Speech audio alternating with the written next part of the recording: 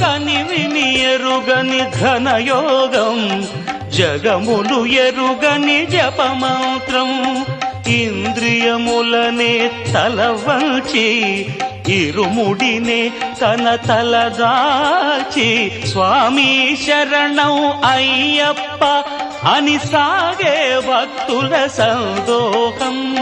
స్వామి శరణం అయ్యప్ప శరణం స్వామి శరణం అయ్యప్ప శరణం స్వామి శరణం అయ్యప్ప శరణం